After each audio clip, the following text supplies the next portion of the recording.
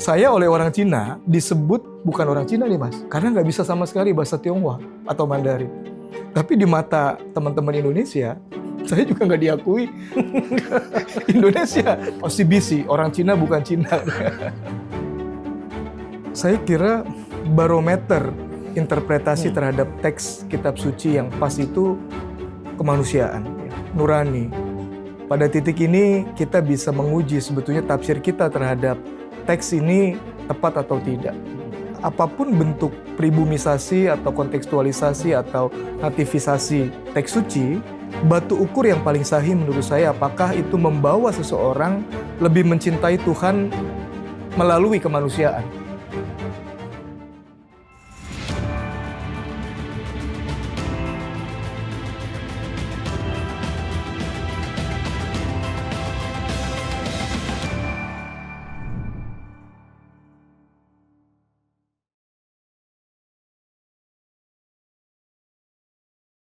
Assalamualaikum warahmatullahi wabarakatuh. Bismillahirrahmanirrahim. Para pemirsa, kembali di program Menjadi Indonesia bersama saya Ivan Aulia Ahsan, pemimpin redaksi NU Online. Hari ini saya berada di newsroom, di ruang redaksi NU Online di gedung PBNU lantai 5 di Jalan Keramat Raya, Jakarta Pusat. Episode Menjadi Indonesia ini adalah edisi spesial untuk menyambut Hari Natal 2025. Bersama saya sudah hadir Pak Pendeta Darwin Darmawan. Halo Mas Ivan. Halo Pak Darwin, terima kasih sudah bersedia hadir di Menjadi Indonesia. Pak Darwin ini adalah Sekretaris Jenderal Persekutuan Gereja-Gereja Indonesia, PGI. Untuk edisi Natal tahun ini, Menjadi Indonesia didukung oleh Direktorat Pendidikan Tinggi Keagamaan Islam, Direktorat Jenderal Pendidikan Islam, Kementerian Agama Republik Indonesia. Pak Darwin. Iya Mas. Nah, kami tadi sempat ngobrol ya sebelumnya dengan Pak Darwin. Nah, Pak Darwin ini menceritakan beberapa hal yang bagi saya itu unik ya. Pak Darwin ini lahir di Sukabumi, ya. Kemudian dalam perjalanannya kemudian menjadi seorang pendeta. Nah, ada kata-kata yang saya dengar tadi menjadi pendeta karena terpaksa. Kisahnya bagaimana, Pak Darwin? Pertama terima kasih banyak diundang di acara yang keren. Dan saya bersyukur bisa mengisi program Menjadi Indonesia. Ini kehormatan, terima kasih sekali. Terima kasih sekali, Pak Darwin. Ya, kenapa saya jadi pendeta? Sebetulnya gara-gara disuruh sama pendeta gereja saya, Mas. Di Sukabumi ya? Di Sukabumi. Ini mirip-mirip kalau santri sama kiainya. Betul, betul. Disuruh jadi kiai ya? Kamu jadi kiai gitu ya. Sungkan, pakewu, ya jalan aja lah. Padahal saya tahu persis saya nggak pantas gitu ya, banyak hal yang menurut saya nggak oke dan lain-lain. Tapi merasa have no choice, ya sudah studi teologi dijalanin langkah demi langkah, ya akhirnya jadi pendeta. Ya, jalannya begitu. Awalnya terpaksa, tapi kemudian saya memaknai ini suatu yang luhur, quote and quote ya. Semua profesi tentu luhur, tapi pendeta ini punya kekhususan karena dia full time. Ya. Apa aktif dalam bidang keagamaan. Gitu. Jadi ya kira-kira begitu ceritanya. Jadi itu lulus SMA? Lulus SMA, langsung studi teologi 5 tahun di Yogyakarta. Jadi ketika diminta oleh pendeta Anda di Sukabumi, Anda baru lulus SMA atau masih SMA saat itu? Pas kelas 3, ya kelas 3 akhir gitu ya. Pas lulus saya masuk langsung sekolah teologi, lalu berproses di gereja kira-kira 3 tahun, baru jadi pendeta di satu gereja itu, Mas. Kuliah di Universitas Kristen Duta Wacana, Yogyakarta. Jurusan teologi. Ya? Teologi ya. Jadi Anda ini STH ya? STH. So tahu. Zaman Anda masih STH ya? Sarjana teologi ya. Cuma diplesetin so tahu. Banyak ngotbahin orang. Oke. Setelah itu, setelah lulus langsung Iya, saya Melayani berproses umat. melayani umat di salah satu gereja di Bogor, lalu Hmm. kesempatan studi lagi di UGM, ya S2 ya. S2, di UGM, oke. ya, lalu ada kesempatan saya studi lanjut di UI. Ya. Sekarang Sekarang Mas, dalam masa penantian ujian Ujian riset disertasi. 2. oke. Ya, jadi ada 3 proses. Sayangnya saya nggak bisa cepet kayak yang terkenal di Indonesia, jadi nunggunya lama. Gitu. Di waktu S2 di UGM, Di UGM aku Ngambil- ambil di Center for Religious and Cross Cultural Studies, CRCS. kajian agama dan lintas budaya ya, Oke, agama masyarakat oke, gitu Mas. ya. Ya. Dengan tesis tentang Identitas hibrid orang Cina. oke. Ya, jadi ya yang disebut Cina itu kira-kira sederhananya tidak seperti asumsi kita yang Cina dalam pikiran esensialis. Begini, padahal dia sangat fluid, sangat fleksibel dan ya karakteristiknya itu neither nor. Sederhananya gini. Iya. Saya oleh orang Cina Hmm, disebut bukan orang Cina nih Mas. Oke. Karena nggak bisa sama sekali bahasa Tionghoa atau Mandarin. Tapi di mata teman-teman Indonesia, saya juga nggak diakui Indonesia. Kasihan amat. Ini matanya sipit gitu. Iya. Ya, jadi neither nor gitu ya. OCBC, orang Cina bukan Cina. Kira-kira itu tesisnya. Ya. Oke. Nah itu kan berarti karena pengalaman personal Anda sendiri mungkin. Ya, saya merefleksikan perjalanan saya sebagai orang Cina Indonesia. Oke. Dan S2 lulus, balik lagi melayani umat. Melayani Terus umat, melayani umat. ya, terus saya dipercaya sebagai Sekretaris Umum PGI. Dari tahun? Baru saya terpilih di sidang raya PGI di Toraja November tahun lalu. Oke. Ya, 1 tahun 1 bulan ya. Oh yang dihadiri Wapres kalau nggak salah. Ya, Pak yang Wapres November hadir. Persis. Ini ya, Mas Ivan. tahun lalu ya. Tahun lalu, Ada ya. Gibran kesana. Oke. Saya ingat itu ininya, momennya.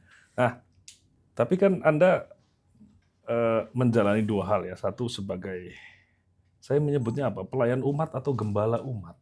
Pendeta, Pendeta, gembala ya, biasa gembala, disebut oke. ya. Katakanlah gembala. Tapi juga Anda menyempatkan diri untuk Ya, sekolah ya. Untuk S2 kemudian lanjut S3. Ini apa? Biasanya kan ada cuti ya. Biasanya ada cuti melayani umat katakanlah gitu. Iya. Anda bagaimana itu? Saya dikasih kesempatan studi 1 bulan sekali kembali waktu di Jogja. Ya, jadi bisa sambil studi 1 bulan sekali saya kembali isi khotbah atau tausiah ya. Lalu apa istilahnya rapat gereja untuk menentukan arah 1 bulan ke depan dan lain-lain. Jadi masih memungkinkan. Masih memungkinkan untuk membagi waktu. Oke. Nah, S3-nya kemudian kan di FISIP ya. Di UI. FISIP UI ya. Ya. Di ilmu politik. Nah, kenapa ngambilnya ilmu politik?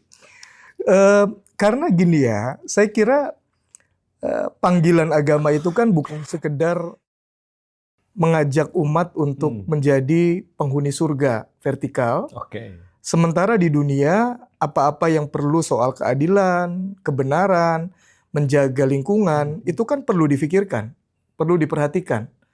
Nah, persoalan-persoalan kemaslahatan ini kan mengkait sangat erat dengan persoalan sosial politik. Ya, harga cabai. Iya. Nah, karena itu sebetulnya kalau umat beragama, dalam hal ini gereja, ingin bisa bermanfaat secara tepat, secara bertanggung jawab, mestinya dia tidak boleh buta dengan isu-isu sosial politik. Nah, untuk itu sebetulnya saya belajar. Ya, jadi tidak untuk berpolitik praktis, tapi dalam rangka membangun awareness bahwa persoalan sosial politik itu mestinya menjadi bagian inherent dari visi gereja atau pelayanan gereja. Oke, iya, betul. Itu Anda dorongan intelektual Anda sendiri atau Anda mendapat inspirasi dari mana itu? Ya, ini lagi-lagi personal. Saya sebagai orang Tionghoa pernah mengalami banyak pengalaman trauma sebagai orang Tionghoa di Indonesia. Ya, ragu, khawatir, paranoid terhadap konteks dan lain-lain. Sementara ketika saya berinteraksi dengan kawan-kawan sebagian besar Muslim, saya menemukan Muslim di Indonesia ini tidak seperti yang saya kira. Misalnya sebutnya orang Indonesia yang jahat, fanatik, diskriminatif. Enggak juga kok. Baik-baik, kawan-kawan saya baik-baik ya. Betul-betul baik. Tulus ya, solider, setia kawan. Ini menolong saya memahami, oh karena saya bergaul, saya jadi tahu konteks Indonesia itu baik sebetulnya. Betul. Nah ini yang mendorong saya untuk menjembatani, quote and quote, bagaimana gereja yang kadang-kadang eksklusif dan hidup dalam ghetto untuk melihat situasi di luar. Realitas. Dan ini political matter ya, kira-kira begitu. Masalah politik. Anda kan katakanlah sebagai mungkin double minority ya di Indonesia ya. Ya, Anda ya. seorang Tionghoa, kemudian Anda juga Kristen. seorang Kristen ya. Saya 4 minority sebetulnya. Apa aja itu? Tionghoa, Kristen, miskin, dulu miskin ya. Pendek Mas. Ini persoalan. Saya tinggal di daerah Tanjung Priok, lagi kecil. Banyak premannya, ya kriminalitas semua ada.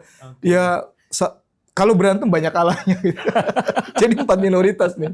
Ya. Sebagai quadruple minority. Anda kan sangat merasakan ya. Saya mungkin tidak punya, kebanyakan kami di NU mungkin tidak punya pengalaman seperti itu menjadi minoritas yang berlapis ya. Ya. NU ini kan, kayak saya misalnya, saya orang Jawa, suku terbesar di Indonesia. Agama saya adalah Muslim. Islam, ya. Agama terbesar di Indonesia. Afiliasi keormasan saya adalah Nahdlatul Ulama, Ya. ormas Islam terbesar di Indonesia. Ya. Jadi saya triple majority. Saya tidak punya pengalaman yang apa ya, misalnya mengalami tekanan, diskriminasi seperti Anda, mengalami rasisme seperti Anda ya. Sementara kadang-kadang orang saat ini bersikap dan berujar rasis. Ya. Baik dalam kehidupan sehari-hari maupun di dalam media sosial, itu dengan sangat mudah. Ya. Sangat mudah, dan ada yang menyadari kalau itu rasis tapi tetap dia ucapkan, ada yang memang dia tidak menyadari kalau itu adalah bagian dari rasisme. Ya. Anda melihat ini seperti apa? Ya, saya kira secara alami manusia itu by nature cenderung hidup dalam sentimen kelompok primordial, sentimen puaknya. Ya.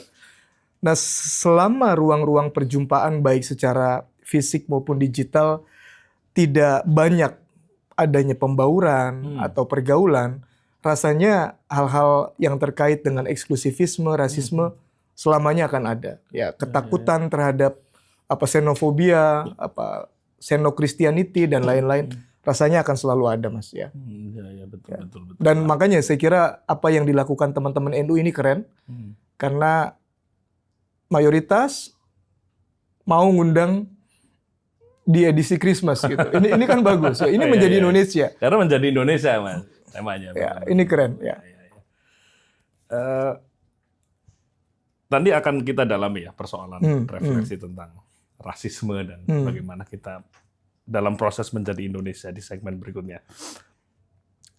Saya ingin nanya tentang disertasi Anda. Ya. Tadi agak menarik disinggung dalam obrolan sebelum acara ini dimulai. Saya pengen tahu, Pak Darwin, apa disertasi Anda ini? Spill dikit meskipun belum ujian. Ya. Pemimpin politik perempuan Tionghoa. Oke. Ya, jadi ini studi politik lokal untuk wali kota di Singkawang dan Bangka Tengah, ketua DPRD. Jadi sebagai perempuan di tengah-tengah kultur patriarkal, juga kultur politik yang tidak berpihak pada perempuan, Tionghoa, bagaimana mereka berhasil menembus istilahnya ini glass ceiling ya. Glass ceiling itu di atap kelihatan ada posisi puncak, semua orang bisa ke sana, tapi ada glass buat perempuan dan Tionghoa. Tapi mereka berhasil. Nah, strategi ini istilahnya identitas interseksi apa yang mereka kerjakan sehingga mereka bisa ke sana. Dan kira-kira kalau perempuan minoritas Tionghoa jadi pemimpin, sama aja apa enggak sih dengan politisi-politisi lain? Ini yang saya teliti dalam disertasinya. Mas. Ya. Cecumi ya. Cecumi dan Mehwa. Ketua DPRD. Ya, DPRD-nya. Dan orang Kek ya. Yang di Singkawang saya nggak terlalu mendalami sukunya ya. Tapi ya mereka sangat kental berbahasa Tionghoa. Tadi saya udah cerita, saya ini orang Cina bukan Cina, nggak ngerti sama sekali. Ya. Apa yang temuan yang novelty apa di dalam disertasi Anda sampai saat ini? Ya secara umum ketika mereka memimpin, mereka itu worry karena tersorot sebagai perempuan dan Chinese, sehingga mereka berhati-hati ketika memimpin. Mereka misalnya sensitif gitu kalau misalnya korup. Lalu mereka juga betul-betul mencoba melakukan representasi politik secara substantif, bukan numerik. Bukan sekedar simbol, bukan sekedar ada, tapi mereka sedapat mungkin dekat dengan masyarakat, sebab itu basis legitimasi yang mereka butuhkan as a minority. Ya, tanpa ini rawan gitu kedudukannya. Jadi koalisi yang mereka kerjakan banyak langsung dengan rakyat dalam tanda petik karena akuntabilitas politiknya mereka butuhkan. Jadi ya ada kesamaan. Kedua-duanya nih walaupun sudah jadi pimpinan mau terus dekat sama belusukan. Iya, kira-kira begitu. Termasuk worry, aduh, saya kalau korupsi ntar orang Cina yang jadi masalah nih gitu. Kira-kira begitu ya. Iya, dan mungkin itu yang tidak dirasakan oleh mayoritas ya. Kekhawatiran seperti itu, rem-rem seperti itu ya. Ini kan rem ya. Exactly. Yang dirasakan oleh wali kota Singkawang itu kan rem ya. Saya kira ya. Gue mau korup, tapi gue menanggung sebuah di belakang gerbongnya banyak. Di belakang gerbongnya banyak. Iya, kira-kira begitu. Kira-kira begitu. Nah, rem-rem seperti itu yang mungkin di Indonesia ya, tidak banyak dimiliki oleh kalangan mayoritas bagi saya ya. Saya kira ya. Siapa yang bilang masyarakat Indonesia ini nggak maju-maju karena nggak ada yang ditakutin? Kalau masyarakat atau negara tertentu yang minoritas maju ketika dia takut negara tetangga Singapura, termasuk Israel modern, ya. Hong Kong. Indonesia ini Tuhan aja nggak ditakuti gitu ya. jadi ya sudah gitu, dia Tuhan untuk dirinya, korupsi aja. Gitu. Jadi ya kadang-kadang begitu saya menemukan bahwa jangan-jangan ada perasaan mayoritarian ini yang justru tidak mengerem kita. Tidak mengerem kita untuk bersikap bersih dan taat hukum ya. Itu. Tapi saya tunggu kalau sudah jadi. Siap, Mas. Siap. Ini masih menunggu ujian kedua nih. Semoga sukses dan lancar ya. Matur suwun. Berarti harus semester depan. Harapannya akhir Desember ini saya bisa ujian 2. Kalau lulus tinggal promosi. Berarti tidak perlu bayar semester lagi semester depan. Harapannya begitu, Mas ya. Nah, sekarang ini kita ngomong agak religius dikit, Mas. Oke. Ini karena ini temanya adalah Natal dan edisi khusus Natal, kita ngomong agak religius dikit. Saya ingin bertanya tentang kitab suci ya. Anda tahu ya, Anda mungkin sudah tahu bahwa di dalam kategorisasi besar kita kan sama-sama Abrahamic religion ya. Ya. Sama-sama agama Abrahamik dan kitab Injil itu salah satu kitab yang diakui oleh kalangan Muslim ya. Injil, Taurat dan Zabur. Psalm ya, itu diakui oleh kalangan Muslim ya sebagai kitab-kitab kitab-kitab awal ya, sebelum adanya Al-Quran. Bagi Anda ya, secara umum kitab suci itu bagi pemeluk agama itu apa, Pak Darwin? Secara umum, saya nanya secara umum dulu. Tidak spesifik ke agama tertentu ya, tapi secara umum untuk pemeluk agama itu apa? Ya ini kalau pakai bahasa di kitab suci Kristiani, Taurat itu petunjuk. Ya petunjuk, arah, ya direction supaya orang bisa hidup lurus lah. nggak beloknya terlalu jauh. Kalau jauh diingatkan dan lain-lain ya. Ya, sebagai ya kalau di Al-Quran apa? Hudal lil muttaqin ya. Apa itu? Petunjuk bagi mereka yang bertakwa. Oke. Ya. Nah, kemudian di dalam agama Anda sendiri ya, dan Anda sebagai gembala ya, sebagai gembala umat. Apa makna Alkitab ya, yang terdalam bagi Anda?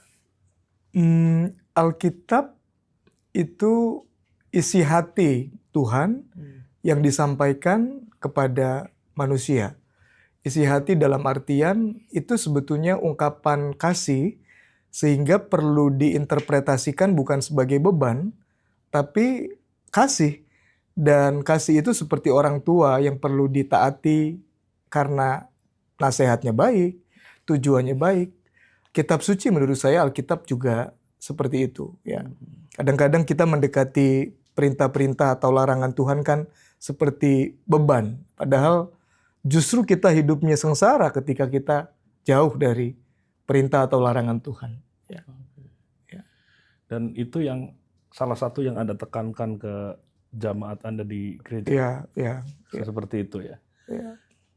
Jadi lebih ke substansi kitab suci tadi sebagai pegangan atau ke masing-masing ayat yang kemudian ditafsirkan. Anda lebih prefer yang mana biasanya? Ya substansinya sehingga dinamika dan warna dalam teks-teks suci ini yang kadang-kadang bisa saja mungkin spiritnya disalah tafsirkan, itu bisa lihat dari kacamata tadi semangat cinta kasihnya ya. Ya kenapa Tuhan misalnya menghukum umatnya pada saat itu, ya itu bagian dari pembentukan karakter. Misalnya. Sebab kasih juga mestinya disiplin.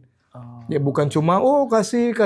Ini kan bebas, sorry. Ini yang bikin kita hancur lembaga-lembaga agama. Ya di Kristen misalnya ada lembaga-lembaga agama yang menyimpang, tidak akuntabel karena apa? Oh ya, namanya juga pelayanan. Gak usah terlalu strict lah. Namanya juga pelayanan. Iya kan nyimpang-nyimpang dikit lama-lama.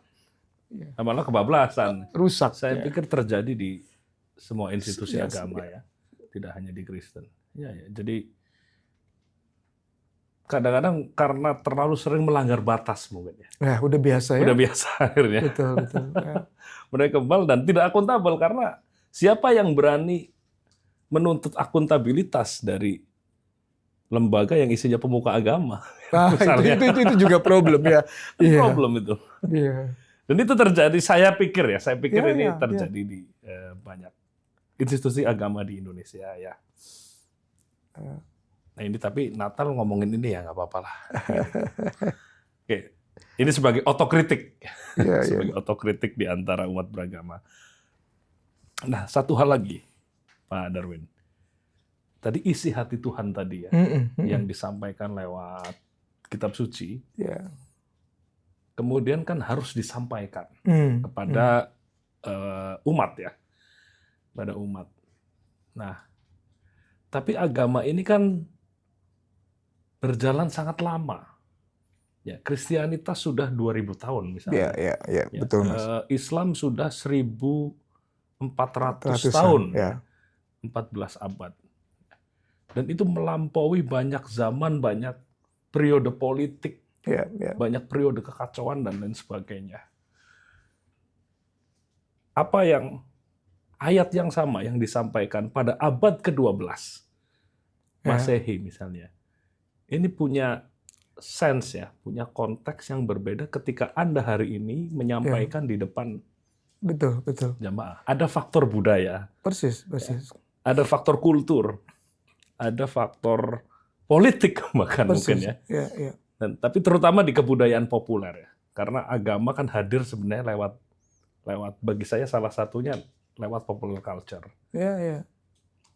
Anda melihat sejarah Kristianitas bagaimana dalam konteks seperti itu tadi? Iya, saya kira benar ya, secara historis kitab yang sama itu melewati berbagai macam sejarah dan diinterpretasikan dengan berbagai macam cara. Ya dipakai buat membungkam, dipakai buat mengasihi, dipakai buat membenci, macam-macam. Ya tergantung sebetulnya teks-teks ini diinterpretasikan oleh orangnya. Ya. Nah seringkali terjadi atau kadang-kadang terjadi teks itu ya ditafsirkan atau dikorbankan demi kepentingan zaman, demi kepentingan manusia, bukan sebaliknya. Ya. Teks jadi pembenaran nafsu kita, teks jadi legitimasi korupsi kita, dan lain-lain. Gak apa-apa korupsi asas agama, misalnya kayak gitu-gitu ya. Nah ini problemnya sebetulnya dalam umat beragama. Nah padahal walaupun zaman berubah, sebetulnya kan hakikat keagamaan menurut saya mengajak orang untuk hidup solider, hidup jujur, jangan mencuri, jangan berdusta. Ini kan nggak lekang waktu nih. Betul. Justru Abadi itu. di sini manusia sering gagal. Dan di situ sebetulnya perintah dasar Tuhan. Cuma kita banyak memperhatikan aspek-aspek yang non-substansial dari keagamaan, ya untuk hal-hal yang sebetulnya jangan-jangan di situ nafsu kita dibenarkan gitu ya. Oke. Betulnya kalau substansi nilai ini kita jujur hayati, rasanya ya memang sih nggak ada di Alkitab bicara soal apa X atau Instagram gitu ya. Ya tetapi bagaimana kita jangan dikuasai pornografi. Ini kan substansinya sudah ada sebetulnya. Ya. Jadi perangkat itu sudah ada ya di dalam Alkitab itu sudah ada ya. Ya substansinya saya kira ya. Substansinya ada. Oke. Nah, kemudian kan agama-agama itu datang ke sini, singkat cerita ya, ke Indonesia ya. Kemudian di sini bertemu dengan berbagai macam adat, berbagai macam kebudayaan, berbagai macam kultur yang eksis sebelum agama-agama datang. Misalnya ketika Islam datang, sudah ada sebelumnya agama Hindu-Buddha ya, sudah mapan. Mungkin sebelum Hindu-Buddha datang dari India, sudah ada orang-orang animisme dan dinamisme ya, agama-agama leluhur. Nah kemudian setelah abad ke-17 ya, setelah abad ke-16 lah ya, 16-17 ya. 16-17 Kristianitas datang dan mereka berinteraksi, ya, berdialektika dengan agama-agama yang lain yang sudah ada di Indonesia. Ini kan bagi saya membentuk karakter, membentuk karakter tersendiri. Misalnya Kristianitas di sini saya temukan berbeda dengan Kristianitas yang ada di Filipina, ya. Atau bahkan Kristianitas yang orang Sukabumi, seperti Anda, orang Tionghoa Sukabumi seperti Anda, berbeda dengan Kristianitas di Papua, saudara-saudara kita di Papua. Jadi kalau Anda melihat dari perspektif Anda seorang pendeta, ini apa yang terjadi? Kalau dalam istilah teologi itu kontekstualisasi Injil. Bagaimana Injil itu berinteraksi dengan budaya dan kemudian dia mengalami kontekstualisasi. Ya. Nah problemnya memang kalau istilah almarhum Gus Dur mungkin dulu pribumisasi Islam ya. Problemnya kadang-kadang bungkus dari Injil yang dibawa oleh penguasa kolonial Barat itu yang ditonjolkan, bukan substansi Injilnya. Ini yang membuat misalnya ketika Injil masuk ke daerah tertentu, orang harus berubah jadi Barat. Pakai jas, alat musiknya organ, ini kan alat-alat musik Barat gitu ya. Eropa dan seterusnya. Nah ini problem kontekstualisasi yang rasanya hampir semua agama saya pikir punya tantangan yang sudah lama disampaikan oleh Gus Dur. Gitu.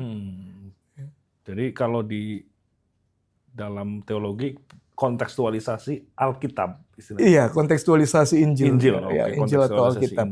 Ya artinya ya hampir sama saja secara konsep dasar dengan pribumisasi Islam. Ya. Betul.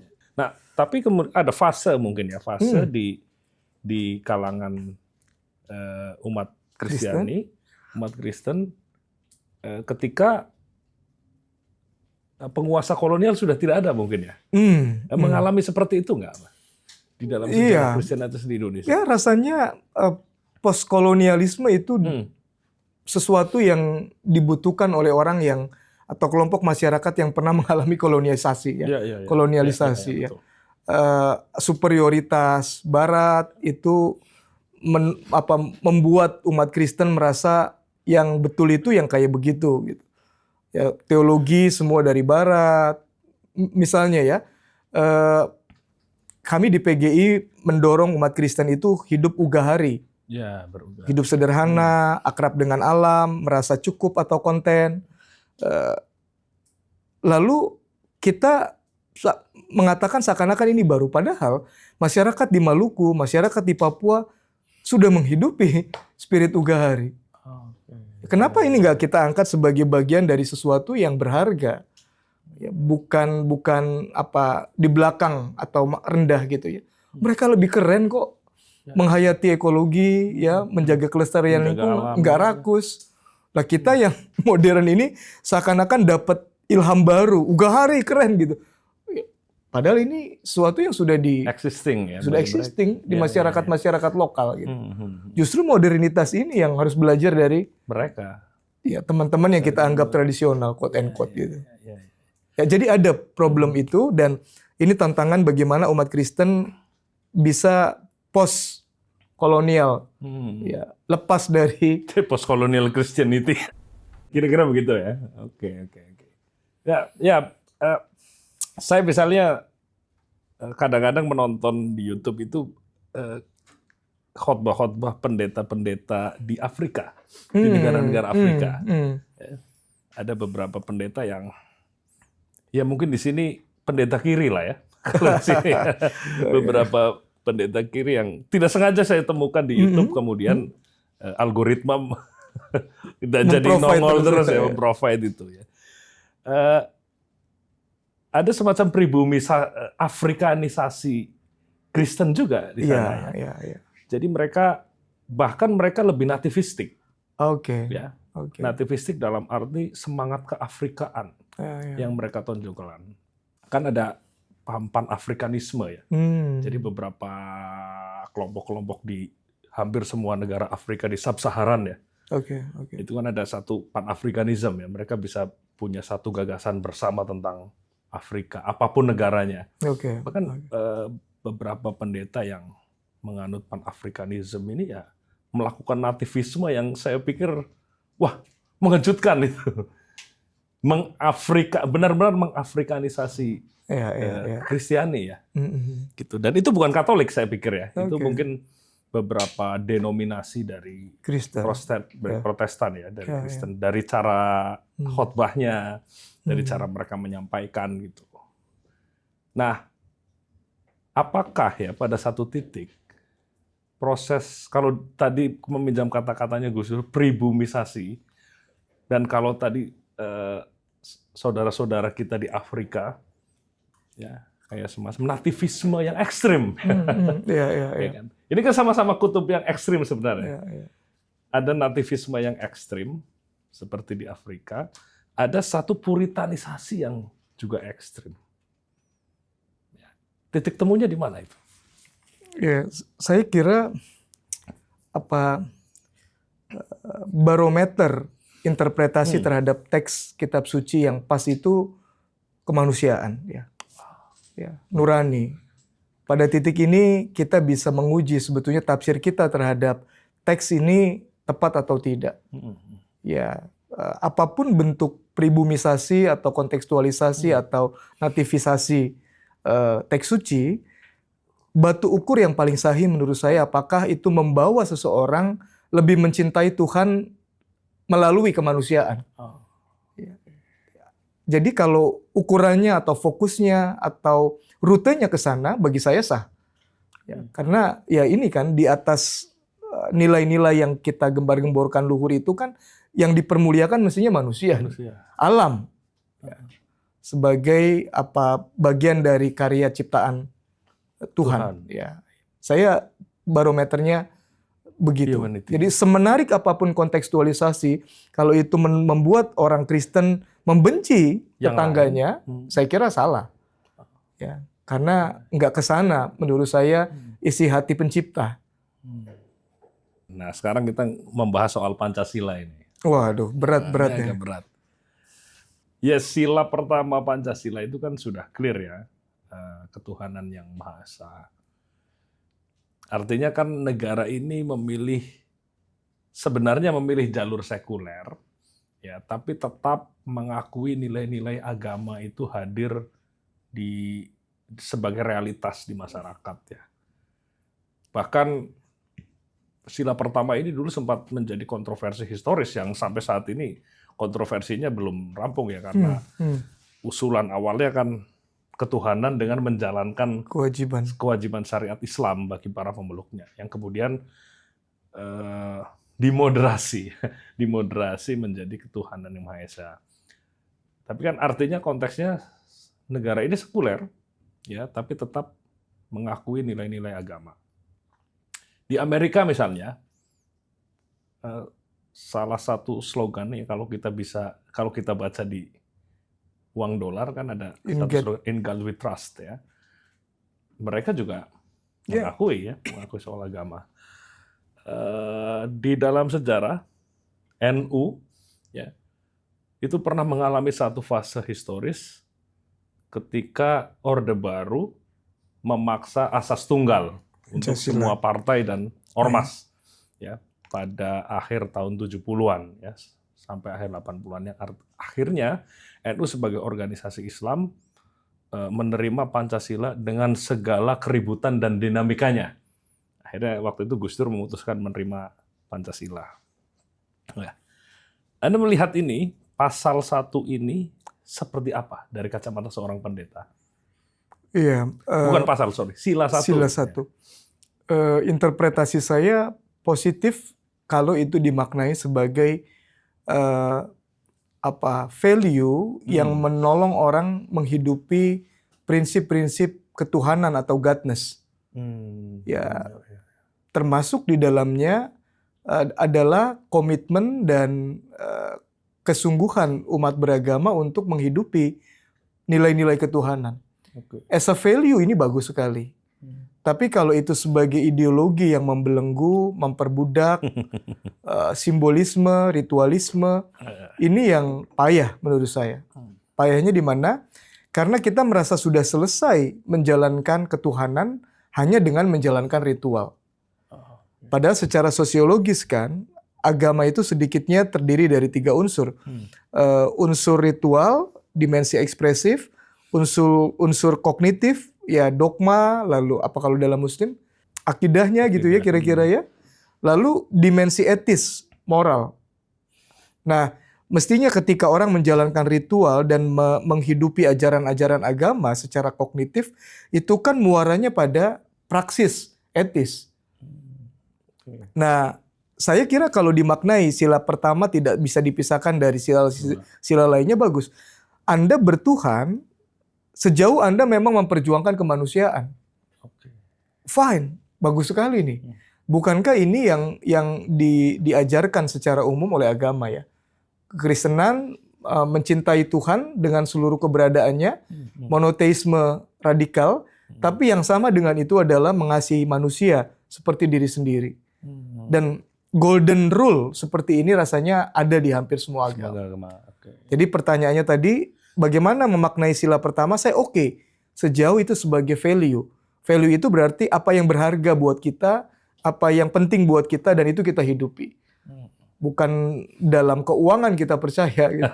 Dalam ketuhanan misalnya. Dan itu diikuti oleh 4 sila berikutnya kan? Mestinya, persatuan, kemanusiaan, persatuan, demokrasi kerakyatan, ya, dan keadilan. Ya. Iya. Saya memaknai sosialisme sebenarnya. Oke. Pasal kelima itu. Ya keadilan sosial ya dari mana nilainya kalau bukan dari actually dari sosialisme kan. Oke. Nah, ini kan juga sebuah paradoks ya. Sebuah paradoks historis bagaimana negara sekuler seperti Indonesia ini sebenarnya tidak pernah benar-benar sekuler.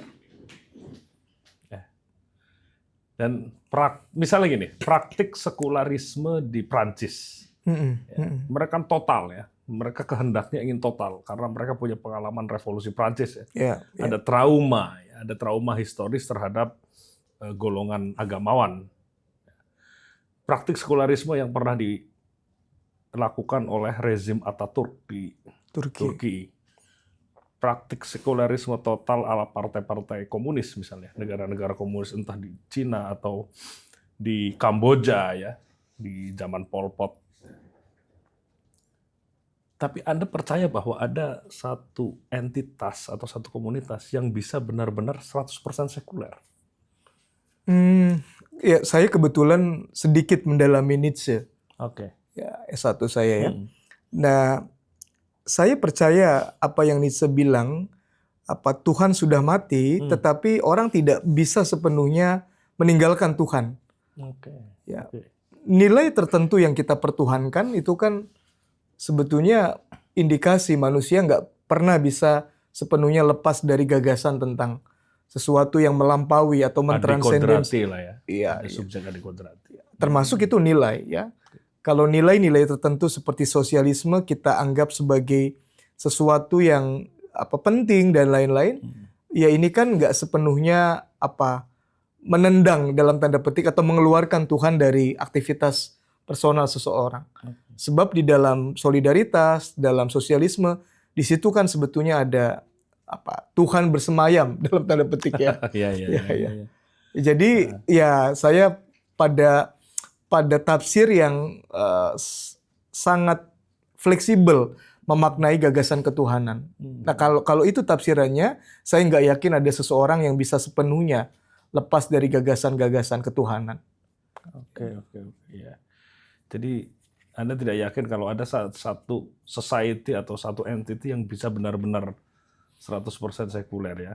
Ya, saya bukan karena saya agamawan ya, tapi saya yakin dalam diri manusia itu ada sesuatu yang ya bukan menolong ya, ada dalam diri seorang dan dia sadar ada yang melampaui gitu ya. Oke.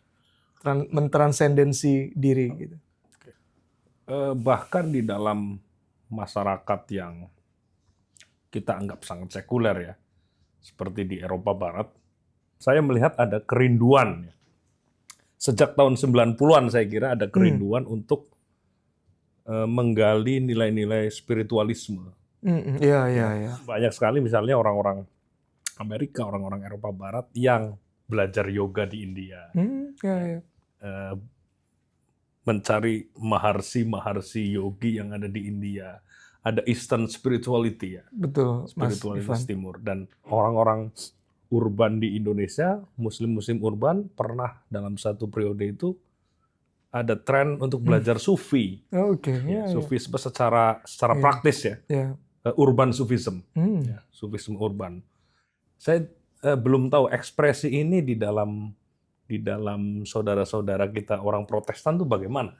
Ekspresi spiritualitas urban ya. Di Teise Prancis misalnya ada kelompok meditasi sebagai ekspresi ritual yang tidak sama seperti gereja pada umumnya gitu. Ada tata ibadah atau ritual yang polanya sudah jelas seperti kebaktian atau misa di gereja. Tapi ini hanya bernyanyi secara meditatif. Dan saya mendengar banyak orang muda yang secara sengaja bergabung dalam komunitas Teise di Prancis.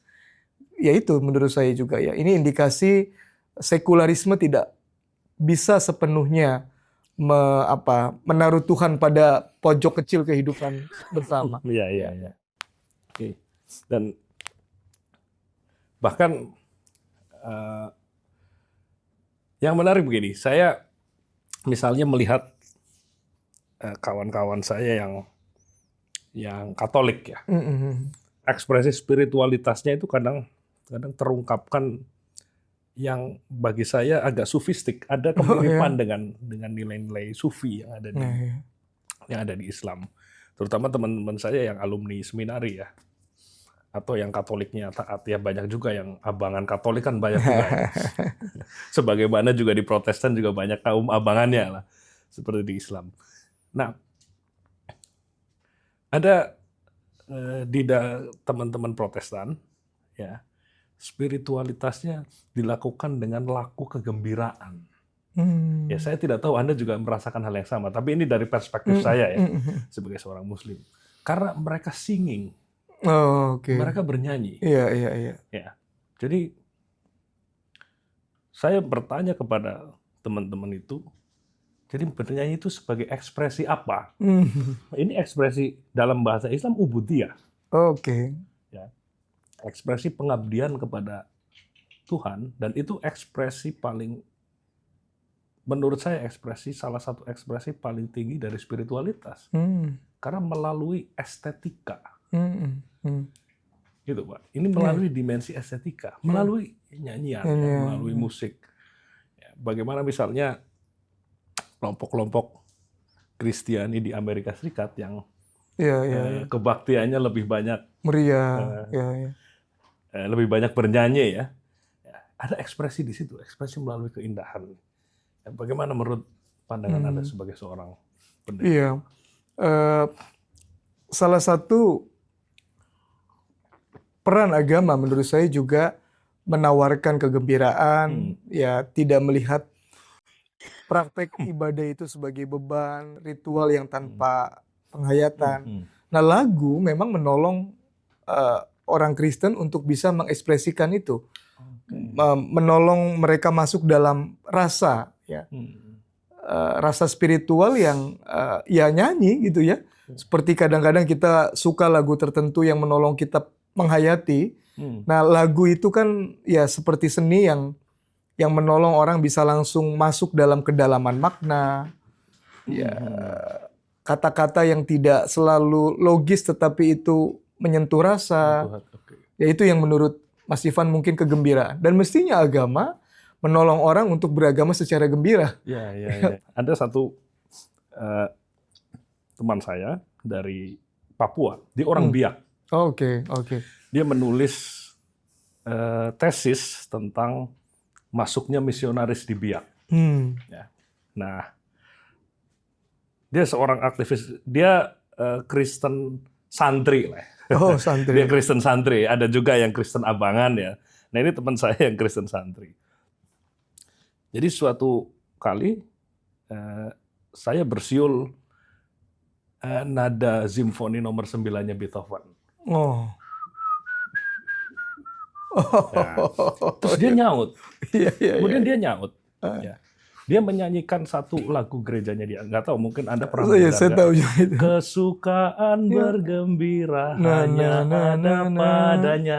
Iya. Jadi simfoni nomor 9-nya Beethoven diadaptasi oleh Iya. pendetanya dia di Biak sana menjadi itu kesukaan, kalimatnya Yang kesukaan abadi. bergembira. Oke. Kesukaan bergembira hanya ada padanya. Oke. Itu kan bagi saya loh, itu menarik sekali. Ini ekspresi. Iya. Dia mendekati Tuhan bukan Lewat dengan lagu. kesunyian, Iya. ya, tapi dengan kegembiraan. Iya. Gitu Pak. Iya, saya Jadi kira menarik. Nah, cuma ada satu buku menarik juga Mas Ivan. Judulnya Type of Spirituality. Oke. Nah, rupanya ada tipe-tipe spiritualitas yang merepresentasikan keunikan model spiritualitas seseorang. Ada yang dekat dengan bernyanyi, ada yang dekat dengan jalan sufi, ada yang merasa bertemu Tuhan ketika dia langsung aktif sebagai aktivis kemanusiaan. Ini yang disebut type of spirituality. Nah, mestinya umat beragama tidak boleh membatasi relasi atau bakti atau ibadah kepada Tuhan hanya dalam satu model atau tipe spiritualitas menurut saya. Ya, ada orang-orang yang merasa dia mungkin nggak terlalu bisa merasakan kehusukan ibadah ritual, tapi dia merasa aku sudah berbakti kepada Tuhan ketika nolong korban banjir misalnya. That's fine menurut saya ya. Karena Tuhan kan terlalu agung untuk kita kurung dalam salah satu bentuk atau tipe spiritualitas tertentu. Ada yang suka sufi, ada yang suka nyanyi, ada yang suka nyanyian, ada yang suka kalau di Kristen tuh ada yang ibadahnya pakai full band nyanyi gitu. Ya itu bagian dari cara orang berhubungan dengan Tuhan. Ya. Dan bahkan gereja-gereja yang berisi orang-orang kulit hitam di Amerika, Negro spirituality yang mengekspresikan dengan nyanyi, sangat ekspresif. Yang bagi saya itu adalah eskapisme dari penderitaan. nenek moyang mereka ketika masih diperbudak oleh Ya, orang-orang kulit kulit putih. putih. Ya. Dan oke kan? Oke. Kalau itu menolong mereka hidup lebih baik. Oke. Ya, nah, saya berpikir itu yang membuat umat beragama mestinya juga bisa saling bersimpati, berempati dengan model spiritualitas yang beragam, ya. Oke. Ya. Supaya kita nggak merasa cuma kita doang nih yang jadi penghuni surga. Gitu. Dulu kan kalau dalam konteks itu ya, tadi supaya kita tidak merasa kita doang yang jadi penghuni surga. Dulu ada cendekiawan Indonesia namanya Nurholis Majid ya, Cak Nur ya. Kan salah satu gagasannya adalah kalimatun sawa. Kita mencari kalimatun sawa. Iya. Mencari satu ekspresi yang sama tentang keagamaan. Karena mungkin secara substansial bagi Cak Nur, ya, semua agama ini pada akhirnya menuju kepada path ya, kepada jalan yang sama, yaitu Tuhan. Nah, dalam konteks hari ini, ya apakah kalimatun sawa ini, kalimat sama ini bisa kita kembangkan lebih lanjut? Saya kira memainstreamkan kalimatun sawa itu peran umat beragama. Saya bisa keliru, mohon dikoreksi kalau salah. Tapi berlomba-lomba misalnya dalam berbuat kebaikan. Apa istilah Arabnya itu? Fastabiqul khairat. Nah, mestinya kan ini kita kerjakan. Kita boleh berdebat agama kita paling hebat. Tapi sejauh kita tidak berfungsi untuk menolong manusia yang menderita, lepas dari penderitaannya, jangan-jangan itu nonsens gitu. Sebab dalam keyakinan saya ya, atau penghayatan saya, agak aneh kita memuji Tuhan, tapi bersamaan dengan itu egoistik, kasar ke sesama. Apa iya? Ya, nurani kita bisa menerima kita memuji yang di atas, tapi merendahkan ciptaannya yang dikasihi dia. Mestinya kan enggak. Nah, karena itu kalimatun sawa tadi rasanya penting. Karena inilah sebetulnya substansi dari agama. Tanpa kita tentu saja menyamakan semua, menggeneralisasi pasti sama dan lain-lain. Ini juga kan bisa jadi jebakan ekstrim yang lain, yang membuat teman-teman merasa, oh ini mau menyamakan agama. Iya. Nggak juga begitu. Tapi kan begini juga, Pak Darwin. Secara historis kita itu mengalami berbagai fase politik, ya. Periode politik ketika agama itu dijadikan alat penguasa untuk mensekat-sekat dan bahkan untuk mengadu domba sama umat. Ya, saya kasih contoh misalnya pemerintah kolonial Hindia Belanda ya. Bagaimana sejak abad ke-19 sampai the late colonial era masih menggunakan politik agama sebenarnya. Ya. Mungkin Belanda adalah salah satu kolonialis paling sekuler dibanding kolonialis Eropa yang lain. Spanyol, Portugal, Jerman membawa misi keagamaan di dalam kolonialisme modernnya. Belanda tidak. Belanda sebenarnya lebih cenderung pragmatis, relatively pragmatik ketimbang tiga negara tadi. Ya kalau Inggris beda lagi ceritanya ya. Ini dibandingkan dengan Portugis dan Spanyol. Tapi pemerintah kolonial pun memakai politisasi agama oleh Bedobolo. Kemudian loncat ke Orde Baru. Ketika Orde Baru juga menajamkan identitas keagamaan justru untuk mengadakan persatuan yang dipaksa. Persatuan kalau kata Hatta di tahun 30-an. Nah, pengalaman-pengalaman ini apakah akan mempersulit jalan menuju ke kalimatun sawa atau dialog yang lebih produktif antar agama, atau seperti apa bagi Anda dalam konteks hari ini? Iya, saya kira salah satu ancaman terbesar umat beragama adalah politisasi agama ya. Agama dipakai sebagai instrumen untuk kepentingan politik pragmatis, kekuasaan, dukung-mendukung dan lain-lain. Ini bahaya memang. Dan itu mudah dilakukan sebab umat beragama cenderung beragama di permukaan, ritual, sentimen, emosi dan lain-lain ya. Jadi kalau itu yang kita izinkan jadi mainstream cara kita beragama, sulit bagi kita untuk mengedepankan titik temu agama-agama yang bermuara pada kemanusiaan. Karena ya orang akan habis energinya, hilang fokusnya karena dipolitisasi tadi. Iya. Buat kepentingan kekuasaan, kepentingan apa lagi ya? Jangka pendek lah. Iyalah, macam-macam. Dan ini kan yang terjadi di ormas-ormas agama ya. Betul sekali. Iya. Ini Bagaimanapun harus kita akui. problem kita bersama. Ya ini masalah yang rasanya nggak akan dengan mudah hilang selama kita tidak betul-betul melihat apa sih sebetulnya kedalaman agama dan panggilan keagamaan ormas agama di Indonesia. Nah, tapi peran ormas sendiri ya, ini nyambung ya dengan peran ormas sendiri. Ini ormas ini menjadi katalisator dalam konteks tadi Kalimatun Sama tadi. Mestinya. Atau menurut Anda sekarang ini realitasnya yang terjadi seperti apa? Jujur aja nggak apa-apa. Iya. Ini kan sekarang kita melakukan Banyaknya otokritik ya. dipolitisir menurut saya. Oke. Dan termasuk dalam internal kekristenan. Ya. Misalnya, ini saya ambil contoh sederhana, mungkin mewakili, mungkin tidak ya. Misalnya dalam acara-acara gereja, itu di beberapa daerah sangat bersifat patron klien dengan pemerintah. Kalau pemerintah belum datang, belum dimulai. Lalu Pemerintah itu maksudnya pejabat ya? Pejabat berarti yang hadir Oke, gitu. oke. Menurut saya ini baik ya, positif. Kita harus hormat kepada pemerintah daerah atau pemerintah pusat. Tetapi kan tidak kemudian mengorbankan kemandirian, otoritas dan lain-lain. Jangan-jangan itu terjadi karena gereja sangat bergantung pada belas kasih atau support atau dukungan ekonomi politik pemerintah sehingga begitu dihormati.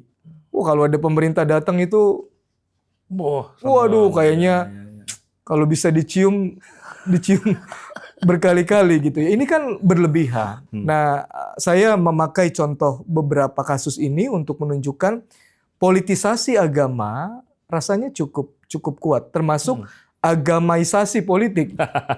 Dua-duanya ini berjalan bareng kadang-kadang. jadi dua ideologi yang membahayakan sebetulnya kemandirian ormas atau lembaga keagamaan. Oh, jadi kata kuncinya kemandirian. Saya kira kemandirian, Mas. Kalau kita nggak mandiri ya.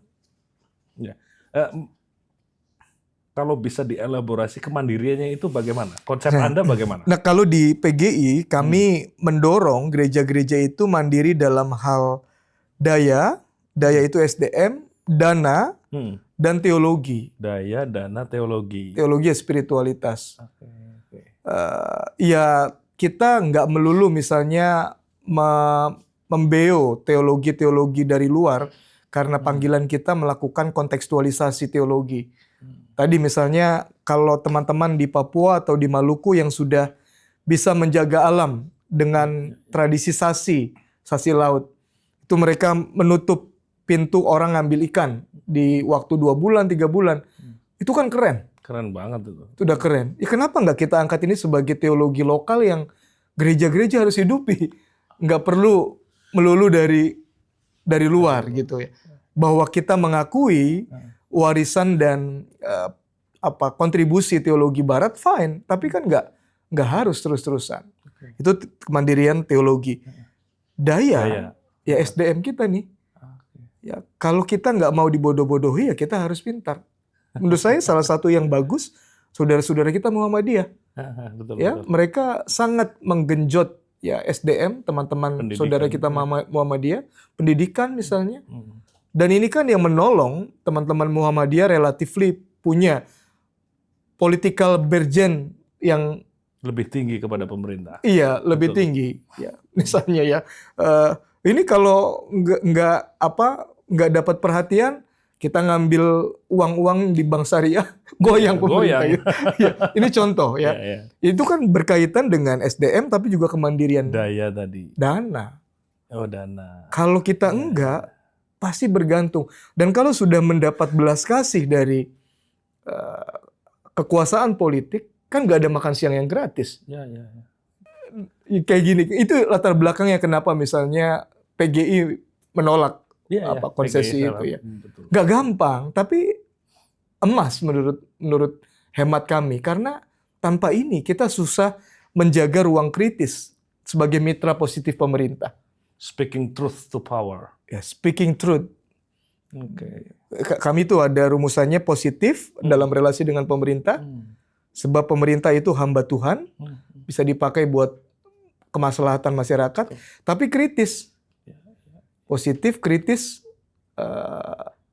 realistis, kreatif. Itu rumusan di PGI. Positif, kritis, realistis, kreatif. Kreatif. Okay. Kalau positif terus kan, ya. Ya nggak bisa speaking truth. Karena truth kan bisa positif, bisa pahit. Pak Darwin, kalau kita berbicara tentang hubungan antar agama dan dialog antar agama di Indonesia kan kita bisa flashback misalnya ke tahun 80-an sampai 90-an ya. Di situ ada beberapa persona yang menonjol. Ya, salah satunya adalah Gus Dur. Ya, kemudian ada Pak TH Sumartana ya. Dari Katolik katakanlah ada Romo Mangun. Ya ada juga yang masih hidup Romo Magnis. Ya dan beberapa Romo yang lain. Ada Ibu Gedong dulu ya dari Hindu. Dan ada Bante Panavaro. Mereka ini kan kalau bisa kita kategorikan ini tipologi solidarity maker. Ya, mereka yang bisa membangun solidaritas baik di kalangan mereka sendiri, di umat mereka sendiri, ya, maupun bahkan dia bisa menular ke umat yang lain. Gitu. Tapi kan dulu yang bergerak adalah sosok. Ya, di tahun itu, di tahun 80-an, tahun 90-an. Nah, sekarang ini mungkin ada format dan corak aktivisme yang berbeda. Pak Darwin ya. Apakah di masa sekarang ya tipologi solidarity maker ini masih kontekstual? Ya, sampai kadar tertentu menurut saya kelompok agama tetap memerlukan figur. Ya sampai kadar tertentu. Tetapi sejauh saya amati saat ini memang ada banyak sumber otoritas yang bisa diakses oleh masyarakat digital, tidak melulu satu figur. Ya banyak itu ya, apa titik terangnya gitu ya, nggak satu doang menerangi, tapi banyak sumbernya. Lilinnya banyak. Lilinnya banyak. Ya. Misalnya saya pikir Gus Durian contohnya ya. Dulu Gus Dur, satu orang Gus Dur itu menggerakkan banyak hal ya, kerja dan lain-lain. Energi beliau, inspirasi beliau, magnet beliau itu istimewa. Ya, susah rasanya mencari figur seperti beliau. Tetapi dengan adanya aktivis-aktivis Gus Durian di tingkat-tingkat lokal yang bergerak, kalau mau diukur dampak sosialnya mungkin juga ya nggak kalah dalam tanda petik gitu ya, mungkin gitu. Jadi perlu kadar tertentu sampai kadar tertentu figur. Tapi kalaupun tidak ada, kita nggak boleh juga mengatakan spirit Gus Dur, spirit Romo Mangun sekarang habis gitu. Ada mereka-mereka yang spiritualitasnya, nilainya, kerja-kerja politik atau sosialnya digerakkan oleh Nurcholish Madjid, almarhum Gus Dur dan lain-lain. Ya.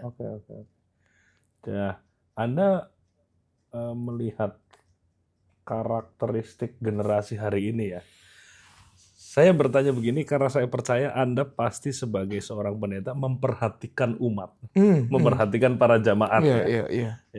Anda melihat karakteristik Gen Z sekarang. Ya. Ini kan unik ya, generasi yang unik ya. Jadi gap, misalnya begini, gap antara saya anggap Anda adalah early millennials. Ya. Oke. Milenial awal. Saya milenial pertengahan lah. Oke. Saya lahir tahun 1986 ya. Generation gap antara milenial dengan generasi sebelumnya, dengan generasi X, itu tidak terlalu jauh. Ya. Gapnya tidak terlalu jauh. Ya. Milenial ini kan transisi menuju digital native. Ya. Milenial bukan digital native, tapi dia merasakan transisi menuju masa digital. Generasi sebelumnya, apalagi, karena itu generation gap-nya menurut saya tidak terlalu jauh. Sementara dari milenial ke Gen Z, bagi saya ada generation gap yang mungkin tidak ada presidennya dalam sejarah modern. Iya. Saya kira ya. Bagaimana misalnya generasi Z menggerakkan gerakan-gerakan sosial di beberapa negara yang kita lihat dalam 1 tahun terakhir. Ya. Terakhir itu di mana? Ya, Madagaskar ya. Di banyak negara. Di banyak negara. Anda melihat ini sebagai fenomena apa? Iya, ini menarik ya. Mereka bisa melakukan perubahan politik, sosial lewat dunia digital tanpa ada yang mengomando, tanpa ada tokoh tertentu dan seterusnya. Ini fenomena baru yang menurut saya penting untuk diperhatikan dalam kaitan misalnya agar kita tidak underestimate terhadap digital native. Contoh, Mas Ivan, anak saya kelas 2 SD itu pernah saya lagi bawa mobil gitu dengan dia, saya bilang, orang ini kok hitam sekali. Saya nggak ada dalam pikiran saya tuh merendahkan, hitam sekali tuh lihat kulitnya. Terus dia nyeletuk, "Papa, you are racist." Gitu. Wih, saya kaget juga, anak kelas 2 kok tahu istilah rasis gitu ya. Tahu konsep, bahkan konsepnya tahu. Padahal saya nggak kepikiran, saya cuma deskripsi. Orang hitam sekali tuh lihat gitu. Dalam, "Papa, you are racist." Oh, ini kan menurut saya menarik nih. Mereka sudah tahu konsep-konsep yang saya baru ngerti itu mungkin SMA atau gimana gitu ya. Mereka sudah tahu. Ada istilah eco-anxiety. Ini orang-orang muda ini marah betul kepada generasi sebelumnya karena mereka baru sedikit mengotori bumi, tapi bumi udah rusak. Kalian akan berakhir hidupnya, kami-kami ini gimana nih? Ada kemarahan itu. Ada kemarahan. Dan itu mereka serentak gitu ya di ruang digital. Saya kira ini menarik. Dan itu sebabnya kita tidak boleh underestimate walaupun ada generation gap, lalu berpikir mereka know nothing, mereka nggak punya kesadaran politik. Saya kira nggak. Ya. Kalau kemarin X nggak diganggu, misalnya demo-demo kemarin itu juga bisa jadi sesuatu yang serius. Ada turbulensi politik di negara kita ya. Ini lagi-lagi digital native. Jadi saya belum tahu memberikan evaluasi moral terhadap generasi ini, tapi saya harus mengapresiasi mereka. Luar biasa menurut saya, dan kita nggak boleh underestimate. Betul. Kedua, kelompok agama jangan berkata mereka masa depan. Mereka masa kini. Pemimpin masa depan bukan, mereka pemimpin juga. Mestinya ada intergeneration leadership dalam komunitas agama. Ya, karena masing-masing bisa saling belajar dan melengkapi. Oh, menarik ini. Jangan yang tua-tua terus. They are not future. Sekarang mereka sudah hidup dan mereka banyak tahu. Mas Ivan, kayak anak saya. Saya kaget loh, kok dia bisa tahu? Kamu tahu dari mana, Nak? Aku tahu. Pasti YouTube pikiran saya ini. Iya. Mereka bisa variasi sumber informasinya jauh lebih banyak daripada kita. Kaya sekali, Mas. Iya, kaya sekali. Betul. Kok tahu rasis? Anak kelas 2. Tahu apa sih gitu kalau kita dulu ya? Karena rasis yang diucapkan anak-anak itu kan konseptual. Padahal saya deskripsi orangnya hitam banget gitu. Dia tahu konsepnya, berarti sudah memahami konsepnya. Iya. Menarik ini. Yang Anda bilang tadi, dulu kita baru tahu itu rasis secara konsep SMA. SMP, SMA kayaknya perasaan saya. Iya. Pas kita remaja. Sekarang anak kelas 2 SD, kelas 3 SD sudah paham. Udah tahu rasis gitu ya. Iya. Keren. Dan yang satu lagi, saya ingin mendalami tadi, intergenerational leadership. Mestinya ya. Di agama ya, di komunitas agama. Ya, agama. komunitas sosial kan mestinya tidak boleh mengeksklud teman-teman muda atau digital native, sebab sekarang generasi digital harusnya mereka yang punya peran juga menakodai kepemimpinan entah agama, sosial, politik dan seterusnya. Dan ya jangan cuma mereka jadi token seakan-akan oke, kamu menghargai orang muda, padahal sebetulnya kita masih kolonial gitu ya. Ntar kalau tokennya habis bunyi. Oke. Saya ingin menghubungkan yang intergenerational leadership ini ya dengan kegelisahan Anda di segmen pertama tadi sebagai quadruple minority. Ya. Ya. Dengan intergenerational ini, menurut Anda, apakah ini salah satu formula yang bisa mengikis kecurigaan antarasial?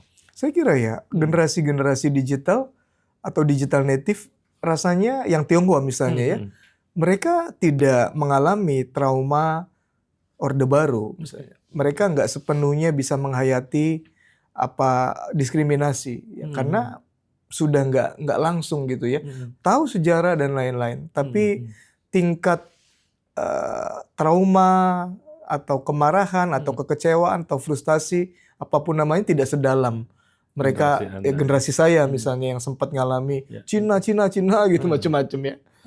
Jadi ini bisa menjadi jalan baru atau rute yang bisa kita tempuh untuk menjadi Indonesia yang Indonesia ya.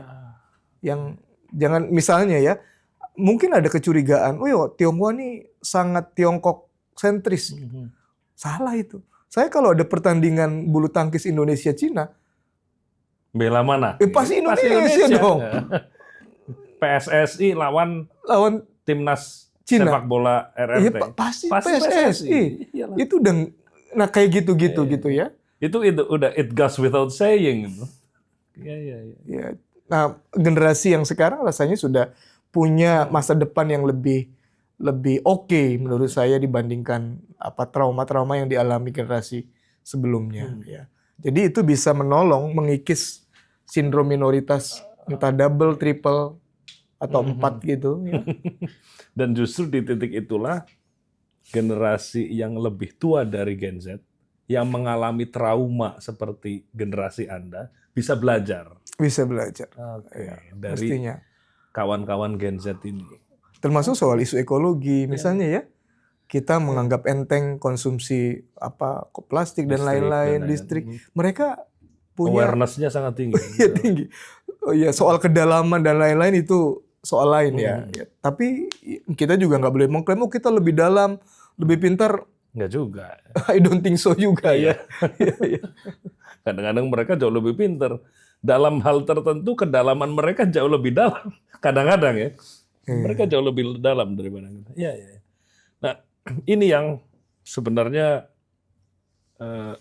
kami gelisahkan ya, termasuk kawan-kawan redaksi N1. Ini kan sebagian besar ini Gen Z. Iya. Kawan-kawan redaksi NU Online ini yang generasi milenial itu cuma ya di level redaktur lah. Di redaksi yang paling tua itu umur 42 tahun, masih milenial ya. Masih oke. Ya, yang di bawah itu kelahiran 2005 saja ada. Wah. Kelahiran 2005. Jadi NU Online keren dong.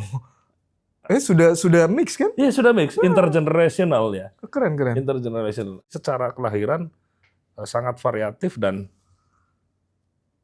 seperti tidak ada gap antar generasi. Nah, kadang-kadang kami di rapat redaksi itu mengungkapkan kekhawatiran. Ini kok orang-orang tua seperti mengeksklud Gen Z ya. Gen Z. Karena dianggap itu, lu tuh nanti. Nanti. Tahu gitu. Apa sih gitu. Iya, lu nanti masa depan. Masa depan. Nah, saya pikir konsep tadi intergenerational leadership ini sangat menarik. Ya, saya kira penting. Gitu. Jadi melibatkan anak-anak muda di dalam praktik sehari-hari kepemimpinan dan politik. Karena saya pikir begini, Pak, kenapa anak muda tereksklusi dari aktivisme politik dan aktivis sehari-hari? Orde Baru yang menyebabkannya. Dia yang mengkotak-kotakan. pemuda itu di KNPI-kan. Oke. Misalnya ya. Ya. Atau kalau di Golkar dulu AMPI ya, ada Ya. AMPI ya, Angkatan Muda Pembangunan Indonesia. Pemuda itu diampikan. Ya. Kalau di NU misalnya diansorkan. Ya. Sementara kepemimpinan di level paling tinggi itu bukan dipegang oleh orang-orang yang masih muda, yang umurnya 20-30 tahun. Saya kira ya. Gitu. Nah, Anda luar biasa sekali mengeluarkan intergenerational leadership. Dalam konteks, saya balik lagi ya, saya ingin mendalami itu dalam konteks kepemimpinan di ormas keagamaan, di organisasi keagamaan. Termasuk dalam gereja, dalam lingkungan gereja. Itu bagaimana? Ya, masih ini tantangan yang tidak mudah ya. Okay. Ini masih lah, orang Timur kan berpikir semakin senior usia, semakin pintar, wise, ya wisdomnya banyak asam garam dan lain-lain. Oke, gitu ya. Tapi bukan berarti sebagai manusia tidak belajar dari generasi yang lebih muda. Karena itu penting kita membangun semangat. Orang muda itu bukan masa depan. Orang muda itu pemimpin masa kini juga. Bareng-bareng yang senior. Nah, ini masih pergumulan atau persoalan, masih tantangan yang tidak mudah. Saya misalnya 45 di kepemimpinan PGI, waktu dicalonkan, bilang kepada teman-teman, yakin saya masih muda nih, saya bilang. Loh, 45 udah nggak muda kali. Mau nunggu kapan gitu. Saya mikir-mikir, ini pikiran saya, waduh ini, janganlah. Loh, kayak gitu-gitu tuh. Saya sendiri nggak cukup confidence. Masa sih kepemimpinan nasional di bawah 50 gitu. Ini ceritanya Anda mirip dengan Pak Mukti. Pak Mukti yang sekarang Menteri Pendidikan, Dasman ya. 1 tahun lalu saya mau wawancari beliau. Sebelum beliau dilantik jadi menteri. Kan Sekjen Muhammadiyah. Dia sudah berapa periode? 2 periode. Jadi ketika menjadi Sekjen Muhammadiyah, Pak Mukti itu Sekjen Muhammadiyah termuda. Oke. Ketika dia menjadi Sekjen. Mungkin seperti umurnya mungkin seperti Anda, 44 atau 43 tahun ketika menjadi Sekjen.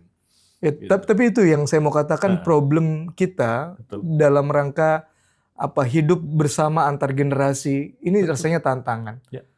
Ya, sama kan kita bicara generasi emas 2045. Ngomongnya nanti gitu.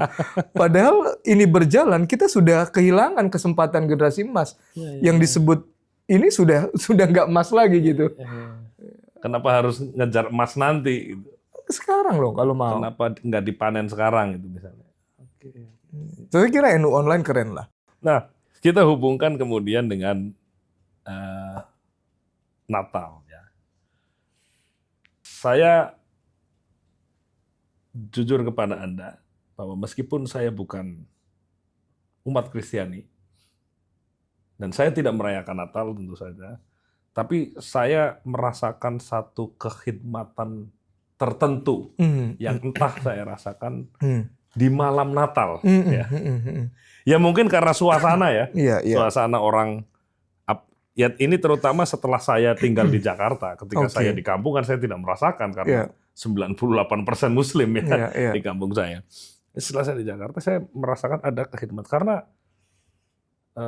entah kenapa saya merasakan ini keheningan. Malam Natal itu hening. Hari raya ini, hari raya Natal ini.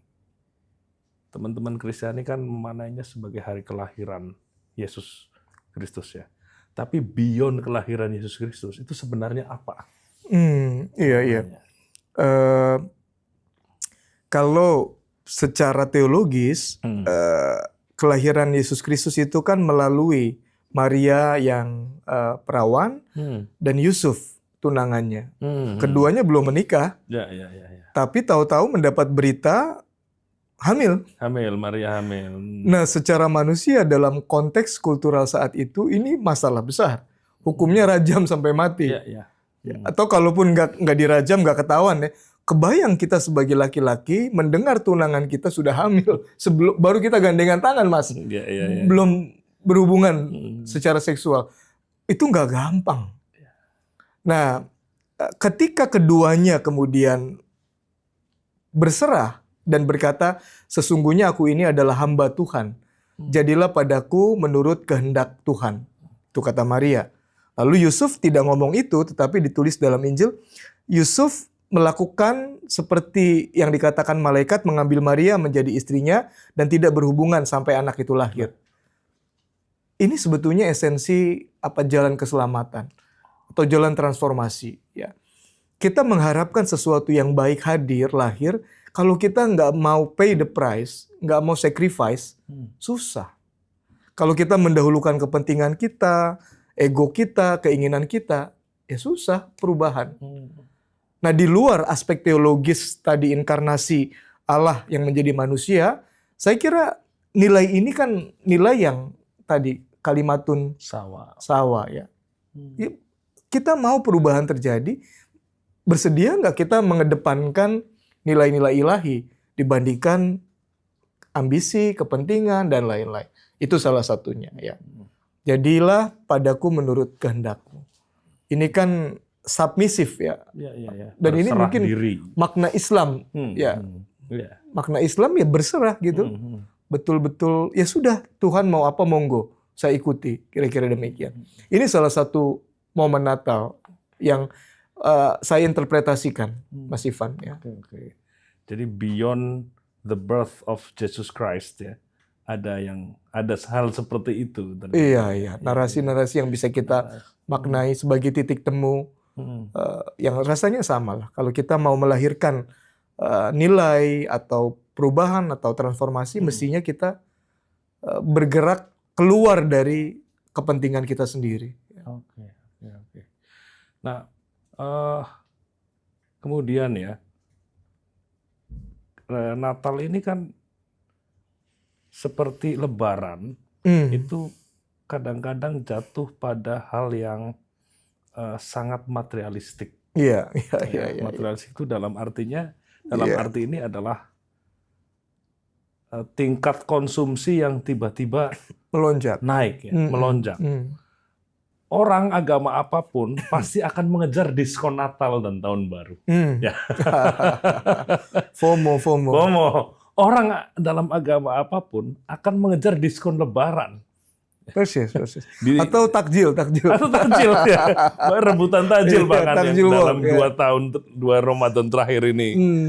Takjil war. Iya. Warnya nggak hanya sesama umat Muslim tapi dengan agama lain. Iya. Nah, ada satu nilai materialistik yang justru menonjol saat ini. Iya.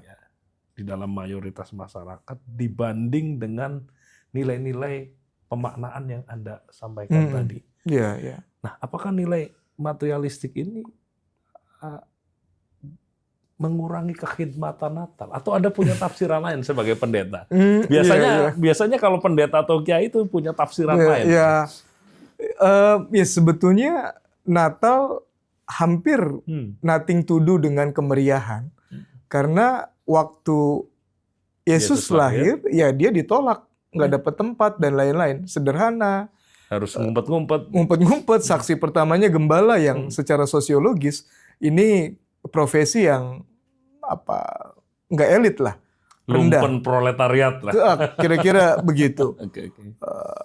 Nah, jadi ketika terjadi komersialisasi atau itu dibungkus dengan aspek ekonomi, ya ini pintar-pintarnya mereka-mereka yang cari uang aja untuk memakai sentimen Natal, ayo bersyukur, ayo pakai baju baru dan lain-lain ya. Secara positif banyak hal yang bisa kita positifkan, menggerakkan roda ekonomi lain-lain ya. Tapi mestinya bukan itu ya, arti Natal yang sejati ya. Tadi kesederhanaan, solidaritas, keberanian keluar dari egosentrisme dan lain-lain. Nah, aspek ini yang kadang-kadang tenggelam dalam keriuhan komersialisasi. Komersialisasi tadi, ya. Aspek kesunyiannya ya. Kesunyiannya hilang. Ya. Aspek kasunyatannya hilang, kalau kata orang Jawa. Saya mendengar dari Anda tadi bahwa tema Natal tahun ini, betul, yang kolaps antara PGI KWI dan KWI adalah tentang keluarga. Betul. Apa persisnya temanya? Allah hadir untuk menyelamatkan keluarga. Oke, Allah hadir untuk menyelamatkan keluarga. Karena yang seperti ada cerita tadi, kalau sebelumnya kan grand naratif ya. Grand naratif. Tema Natal tuh narasi-narasi besar ya.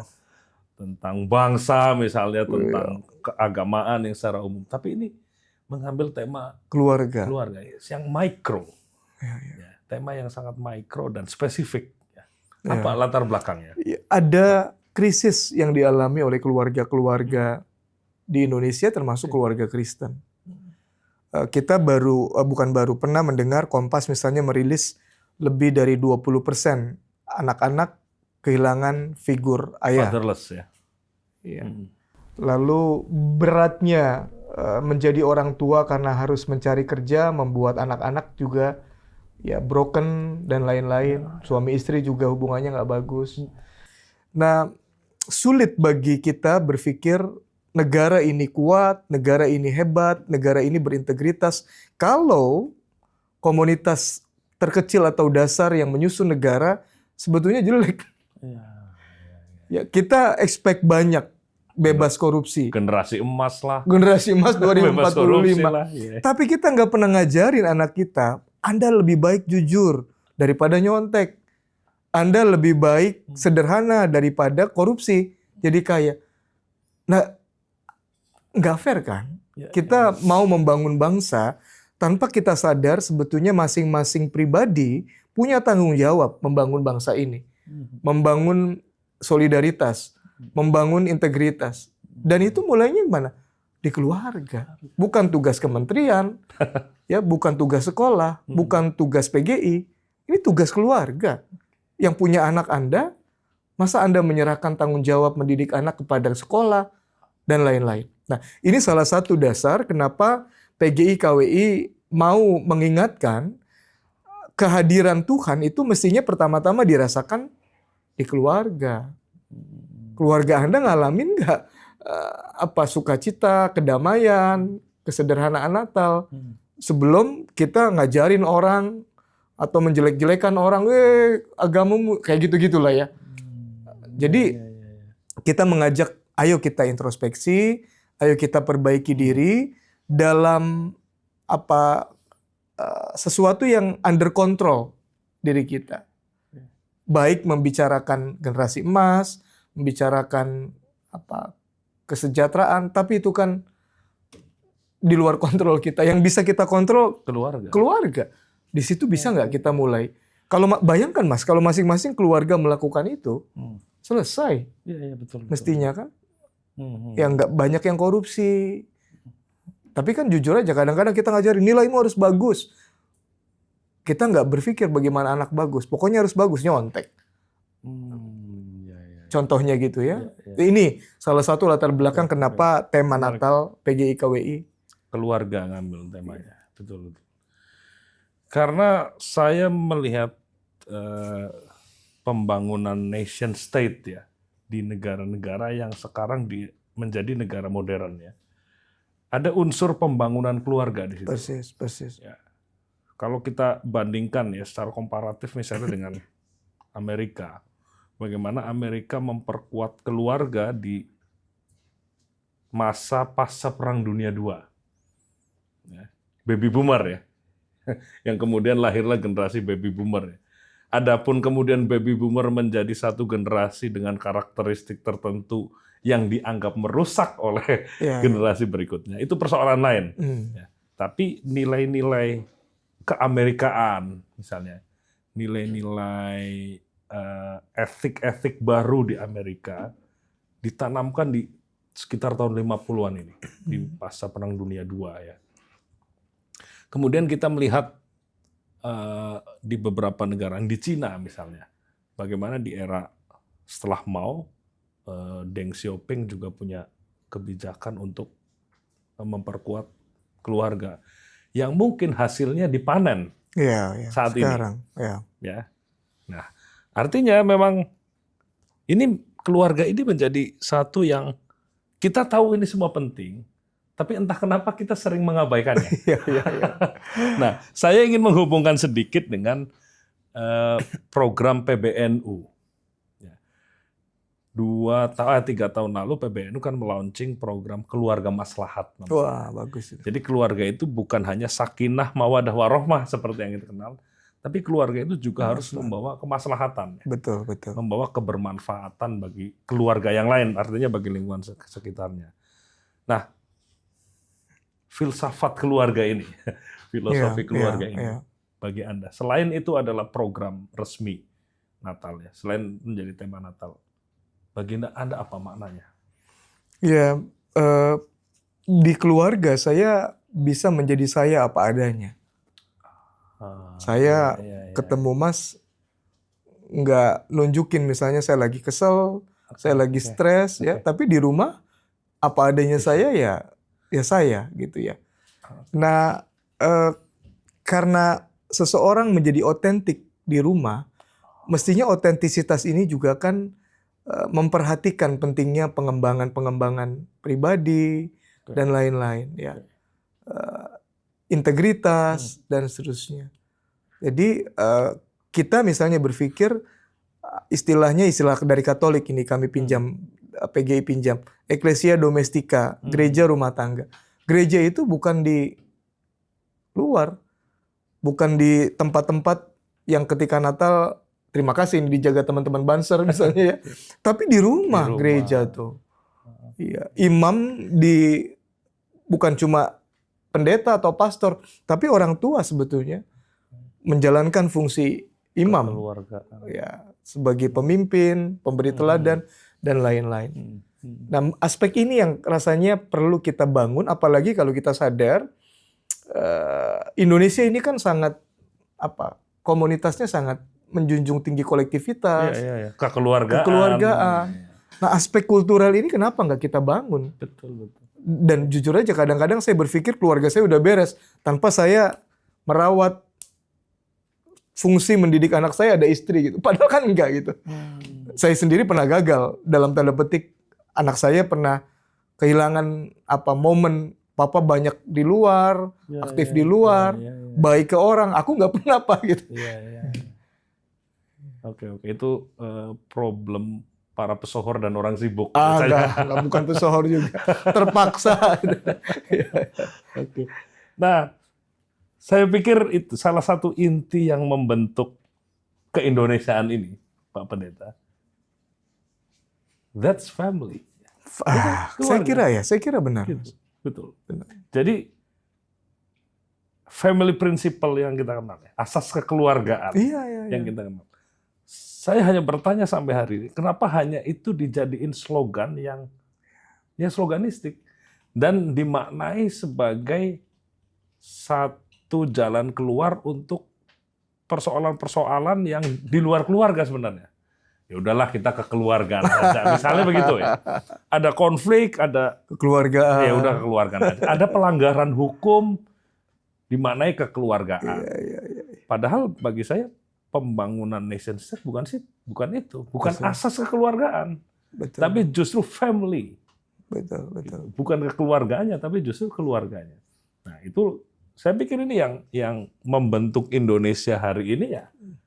Saya setuju. Di level mikro adalah keluarga. Saya setuju, Mas. Itu. Bagus sekali, makanya keluarga maslahat gitu ya. Kalau bisa dihidupi oleh masyarakat NU dan di luar NU, keren. Nah, kenapa keluarga penting? Kalau dari perspektif teologi. Kalau saya kan dari perspektif sosial tadi ya. Kalau dari perspektif teologi bagaimana?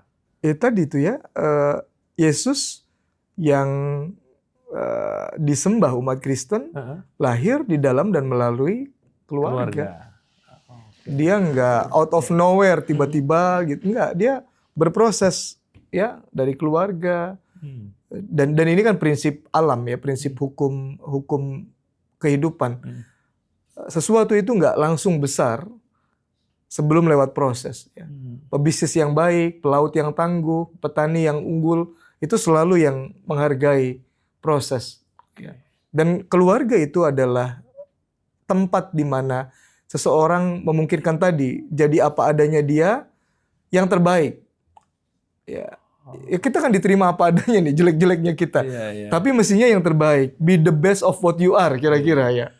best version of us lah ya. Nah, itu iya. ungkapan ya baik tuh ya. Oke, apa adanya kita, tapi yang terbaik keluarga kan di situ. Nah, saya kira ini kenapa keluarga penting buat kita hidupi, perhatikan dan menjadi keluarga yang spiritual gitu ya, tanpa terjebak pada legalisme atau formalisme nilai-nilai agama. Oke.